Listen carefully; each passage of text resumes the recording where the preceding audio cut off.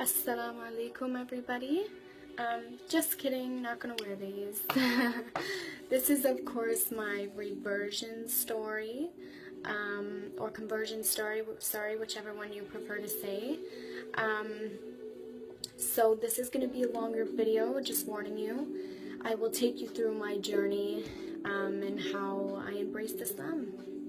So it was a long process for me, actually. It started in about grade 7. Grade 7, I had two close male friends, and they sort of opened my eyes and got me asking questions. That was in grade 7. Unfortunately, it left in my mind, and I didn't think about it.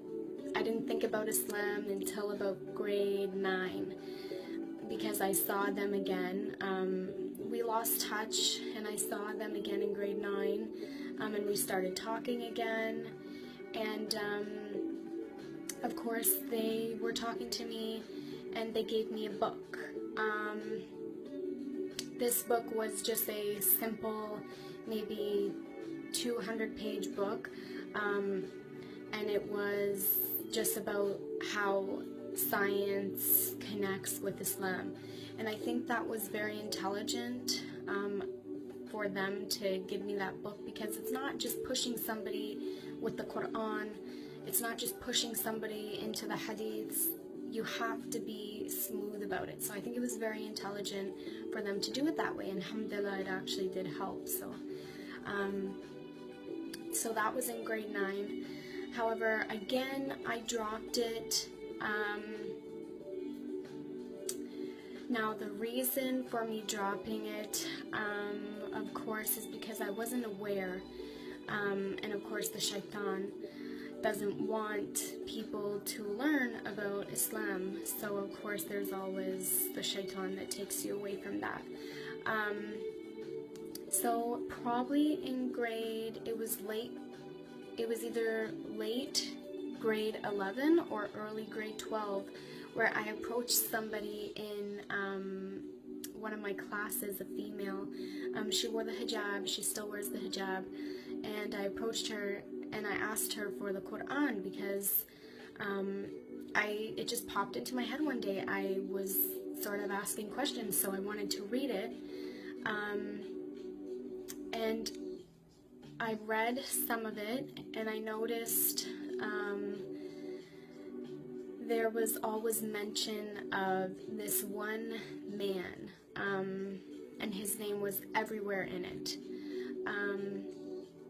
And quickly, before I talk about that, I just want to say that you know who you are, and you're watching this video, and I thank you so much for giving me that Quran, and of course, just for other people. When you give somebody a Quran, you earn hasanats, like rewards. You earn hasanats after you die. So alhamdulillah for her that she did that, and I thank her a lot. You know who you are.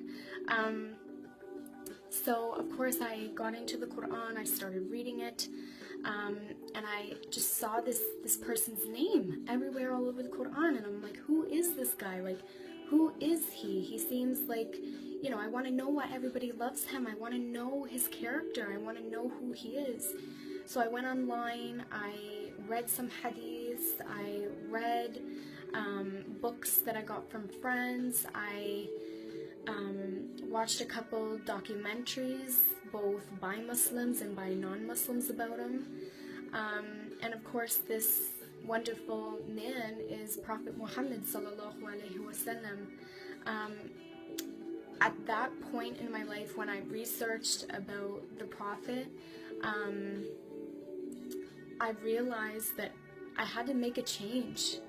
And I realized from that point, I was watching this one documentary, and I give it to everybody. I will give you the link if you want it, but I watched this one documentary, and I realized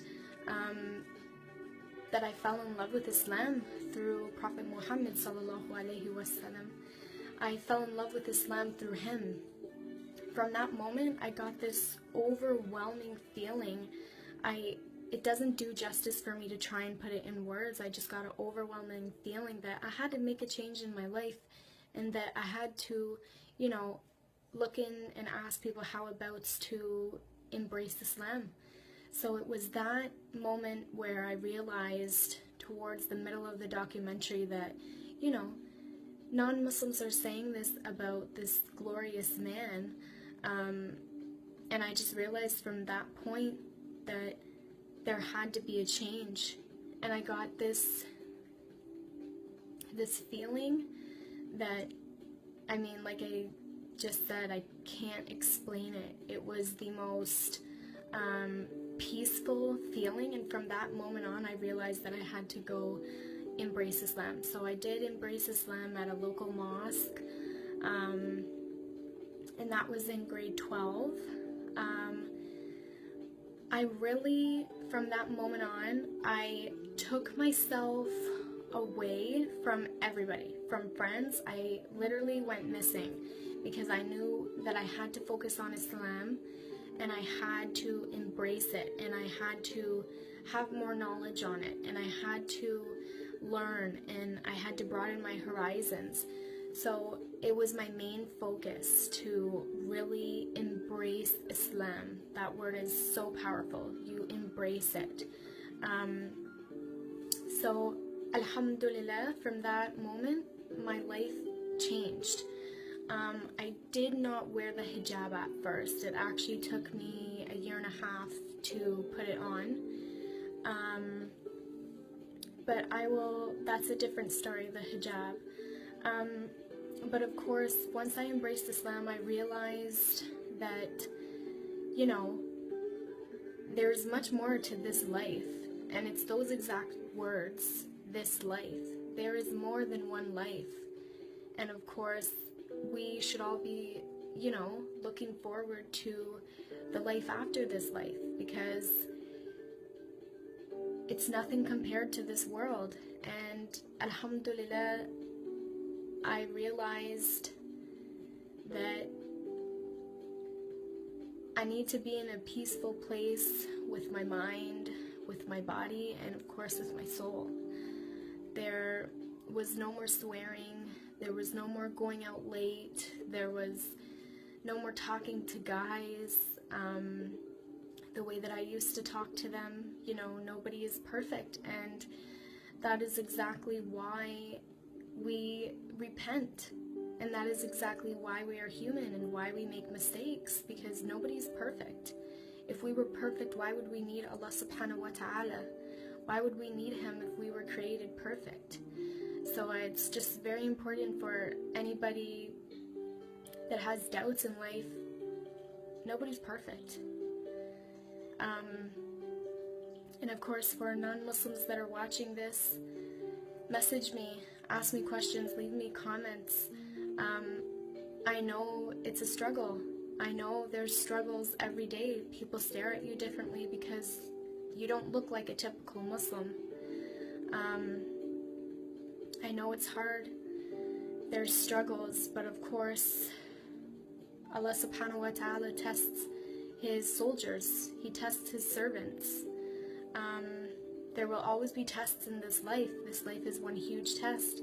And I thank those two friends. You know who you are. I thank you for getting my mind to ask myself questions. And I thank that girl. You know who you are. You're beautiful, mashallah, inside and out.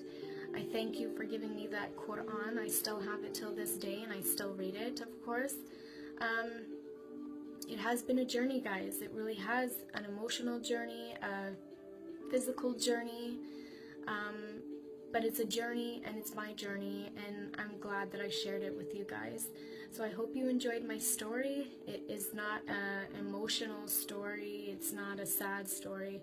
It's just, I think it's very powerful, that moment in time. I wish I could share it with everybody when I was watching that documentary, and this feeling just came over me.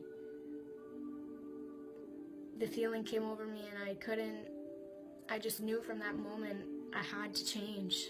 I really had to change.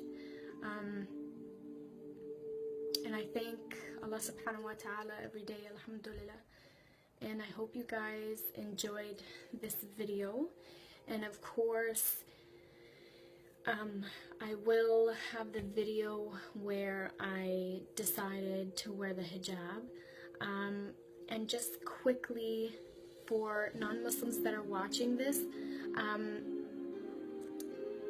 I know how hard it is to walk up to a Muslim and ask them questions. And, you know, you're scared that they look at you differently. But you know what? Get over the ego and just go up to them and ask them, because the only power that put that feeling where you want to go ask somebody is Allah subhanahu wa ta'ala. He put that in you.